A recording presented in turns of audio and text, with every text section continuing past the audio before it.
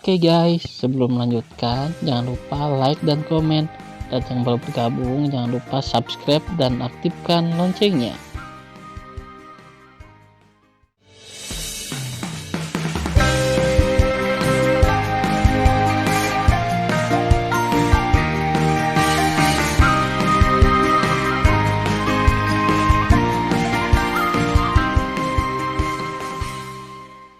Episode 34. Melanjutkan cerita sebelumnya. Setelah Baisu terbang keluar dari pavilion, dia mengendarai perahu ilahi dan melesat seperti kilat menuju rumah besar Dewa Baifeng. 3 jam kemudian, King Tian Shenfeng, setengah jalan ke atas gunung, rumah Jenderal Dewa Agung Baifeng. Sosok gemuk terbang dan jatuh di luar mansion. Pengunjungnya adalah Peng Ling, koki restoran Longfeng. Peng Yue, penjaga toko restoran Longfeng yang dibunuh oleh Tan Yun, adalah ayah angkatnya. Pada saat ini, seorang penjaga kediaman memandang Peng Ling dan bertanya, "Kakak Peng, apa yang terjadi? Mengapa wajahmu begitu jelek?" Peng Ling tidak menjawab, tetapi bertanya, "Apakah pengurus rumah tangga ada di sana? Saya memiliki sesuatu yang mendesak untuk ditemukan oleh pengurus rumah tangga." "Pengurus rumah ada di sini," kata penjaga itu. "Ya," Peng Ling berkata, lalu berjalan ke gerbang mansion dan langsung menuju ke aula pengurus rumah. Ketika Peng Ling baru saja memasuki mansion, sebuah perahu ilahi ditembak jatuh di luar mansion dengan kecepatan tinggi.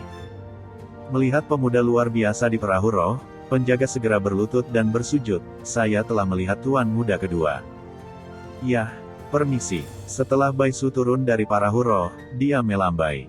Perahu berubah menjadi sinar cahaya dan dibor ke dalam cincin. Baisu memandang penjaga itu dengan serius dan bertanya, "Apakah ada yang mencari pembantu rumah tangga sejak tadi malam?"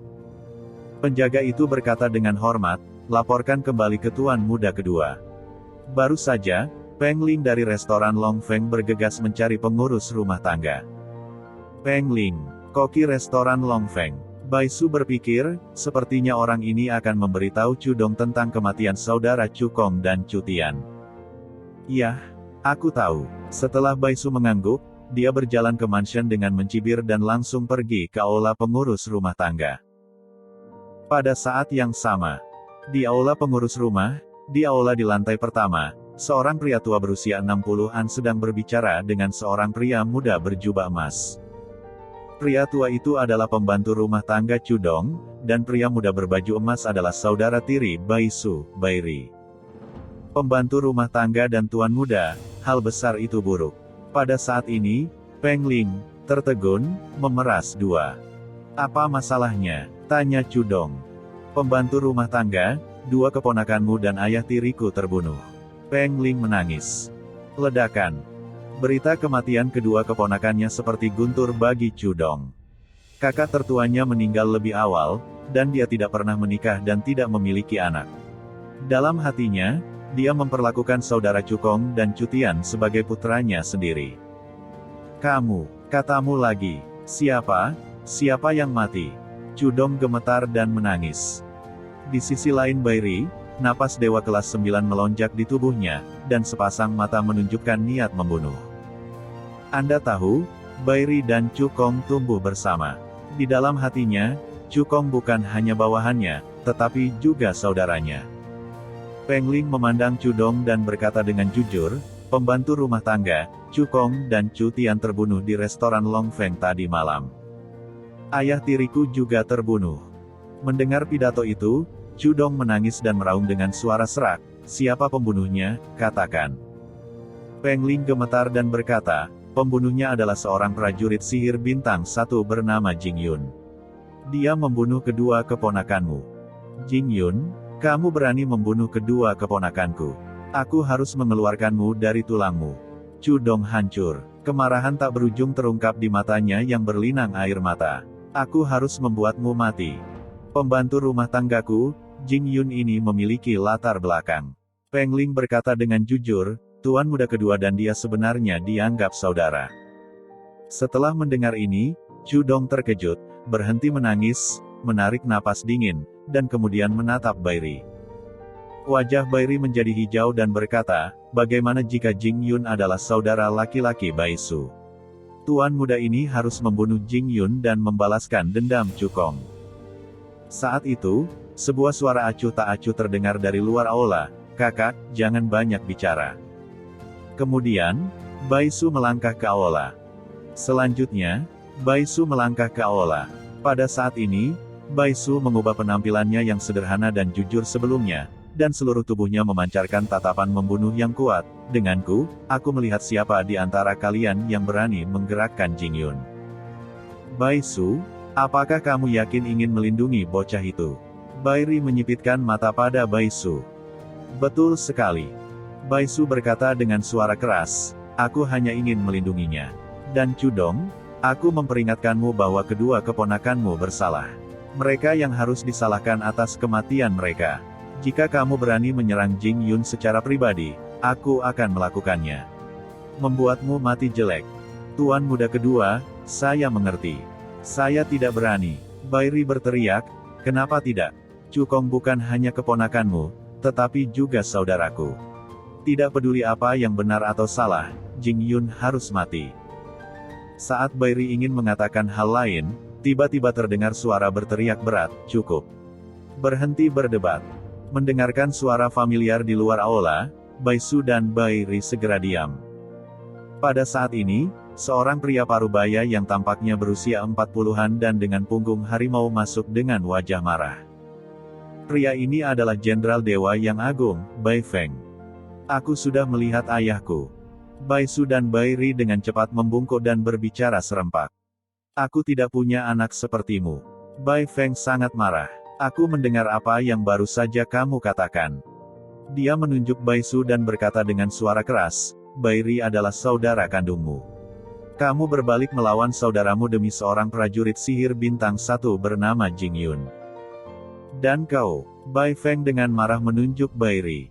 "Ayahku tahu bahwa kamu dan Cukong tumbuh bersama, tetapi bagaimanapun juga, Baisu adalah saudara keduamu.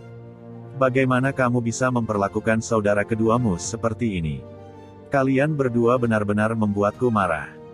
Bairi dengan cepat berlutut dan berkata dengan tulus, "Ayah, tenanglah. Anak itu tahu dia salah." Pada saat ini, Baisu berkata, "Ayah, Jing Yun adalah saudara laki-laki yang baik dari anak ini. Penyebab insiden itu adalah bahwa Cutian serakah akan kecantikan istri Jing Yun. Jing Yun memberi pelajaran kepada Cutian. Kemudian, Cutian menemukan Cukong dan ingin membalas dendam Jing Yun. Pada saat ini, saya baru saja tiba. Demi pengurus rumah tangga, saya menyelamatkan dua bersaudara itu dan membiarkan mereka pergi. Tetapi siapa yang pernah berpikir bahwa kedua bersaudara itu berpura-pura menjadi Jing Yun, menipu istrinya dari kamp militer wanita ke restoran Longfeng, dan kemudian ingin membunuh mereka. Ayah, Cukong dan Cutian adalah prajurit ilahi. Menurut peraturan militer, mereka dibunuh oleh Jing Yun. Ada lebih dari 100 orang. Apa yang dikatakan anak itu benar. Saya mohon ayah saya untuk pelajaran yang jelas." Setelah mendengarkan, Bai Feng menarik napas dalam-dalam dan berkata dengan suara yang dalam, "Pembantu rumah tangga dan Rier, jika ini benar-benar yang dikatakan Suer, tidak ada orang lain yang harus disalahkan atas kematian Cutian dan Cukong. Kamu dengar dengan jelas." Anak itu mendengar dengan jelas. Budak tua itu tahu. Bairi dan Cudong menundukkan kepala sebagai tanggapan. "Tuan muda, tidak bisakah kita melupakannya?" Cudong berbisik pelan. "Tentu saja tidak." Bairi berkata dengan galak, "Bukan hanya Jing Yun tapi juga Bai Su yang akan mati. Mereka berdua harus mati." "Sehat." Bai Feng mengangguk, lalu menatap Bai Su dan Bairi dengan sedih. "Ayahku meminta kalian berdua untuk kembali ke rumah hari ini. Ada yang ingin kukatakan padamu. Ikuti ayahku." Setelah meninggalkan sepatah kata pun, Bai Feng berjalan keluar dari aula utama dengan wajah muram, membawa kedua putranya, melewati kediaman paviliun, dan memasuki ruang konferensi. Bai Feng melihat kembali ke Bairi dan Bai Su, dan berkata dengan suara yang dalam, 3 hari yang lalu, kakekmu memanggil ayah dan 5 pamanmu untuk berpartisipasi dalam pertemuan keluarga. Pertemuan terakhir memutuskan bahwa di antara 100 juta prajurit sihir di bawah ayah, jika tidak ada lagi dewa perang, Aku akan didiskualifikasi dari bersaing memperebutkan komandan yang lebih sedikit untuk ayahku. Kamu juga tahu bahwa sebagai seorang ayah, keinginan hidupku adalah untuk memerintahkan 30 miliar tentara keluarga baik kita untuk berperang melawan iblis asing. Tapi sekarang sepertinya menjadi seorang ayah tidak akan pernah memiliki kesempatan ini. Berbicara tentang ini, Bai Feng memandang mereka dan berkata, semuanya sangat serius sehingga kalian berdua masih bertengkar satu sama lain. Kamu benar-benar mengecewakan ayahmu. Jika kamu tidak bisa menjadi komandan kecil, kamu tidak akan menjadi komandan besar di masa depan. Lao Su, Anda tidak bisa menjadi pemimpin. Tidak ada gunanya bagi Anda untuk bersaing memperebutkan posisi tuan kecil.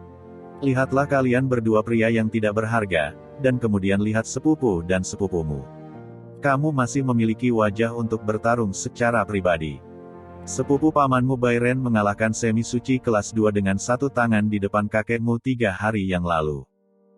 Bai Ren, sepertimu, juga seorang prajurit sihir bintang 9. Tidakkah kamu merasa tidak kompeten saat melihatnya? Dan sepupu paman keduamu, Baya, meskipun dia adalah prajurit sihir bintang 7, dia mengalahkan kelas 1 dan semi suci di depan kakekmu. Bai Ren tidak diragukan lagi akan menjadi dewa prajurit bintang 9, dan Bai Ya ditakdirkan untuk menjadi dewa prajurit bintang 7. Lalu ada sepupu paman ketigamu, Bai Long. Meskipun dia adalah prajurit sihir bintang 5, dia menang di depan kakekmu dengan memilih 8 prajurit sihir bintang 9 saja. Dan paman keempatmu. Setelah pidato, Bai Feng gemetar dan tidak bisa berbicara lagi. Dia berteriak pada Bai Ri dan Bai Su, keturunan keluarga Bai, kami berani dan pandai berkelahi, kecuali kalian berdua. Kualifikasi apa yang harus Anda lawan secara pribadi? Kualifikasi apa yang Anda miliki untuk menjawab saya? Menghadapi teguran itu, Bai Su dan Bai Ri menunduk dan tidak mengatakan apa-apa. Kamu, ketika Bai Feng masih ingin berteriak dan memarahi kedua bersaudara itu, dia tiba-tiba menghela nafas. Matanya penuh kesuraman dan tak berdaya melambaikan tangannya, itu saja. Kamu pergi. Aku benar-benar tidak punya harapan untuk kalian berdua bersaudara. Ayah, tenanglah, dan anak itu akan pergi. Bai Ri berkata dengan hormat kepada Bai Su, Jing Yun harus mati. Jika kamu berani melindunginya, jangan salahkan aku karena bersikap kasar padamu. Mendengar pidato itu, Bai Su berkata dengan dingin, saudaraku yang baik, kamu benar-benar bercanda. Sentuh hati nuranimu dan katakan padaku bahwa kamu telah sopan padaku. Kamu telah berulang kali mengirim orang untuk ingin membunuhku. Aku tidak memberitahu ayahku tentang ini. Aku hanya tidak ingin ayah mengkhawatirkannya lagi. Jika bukan karena kebaikan ibumu padaku, aku akan membunuhmu. Bai Ri, aku peringatkan kamu hari ini. Jing Yun adalah saudaraku. Jika kamu berani menyerangnya lagi, kamu akan menanggung akibatnya.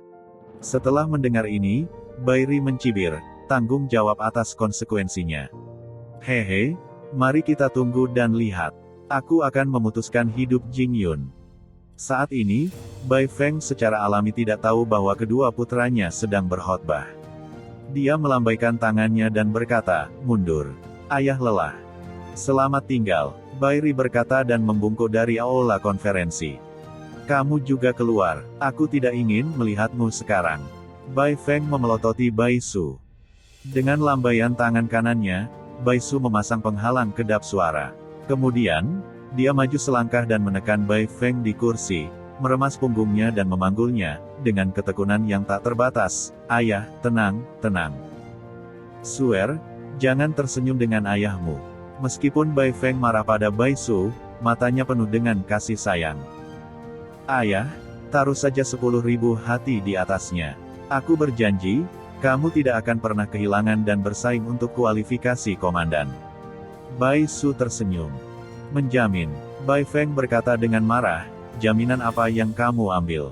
Untuk 100 juta prajurit dewa di bawah ayah, aku tidak tahu apakah ayah bisa memenangkan dewa perang dalam perang dewa perang setelah 1 bulan, atau apakah kamu pergi dan dapatkan dewa perang untuk ayahku. Bai Su memutar matanya, ayah, kamu mengolok-olok anak itu. Anak itu memiliki kekuatan rata-rata. Bagaimana dia bisa menjadi seorang prajurit dewa perang? Tapi, Hei, meskipun aku tidak bisa menjadi dewa prajurit perang, saudara baikku Jing Yun akan menjadi dewa prajurit perang.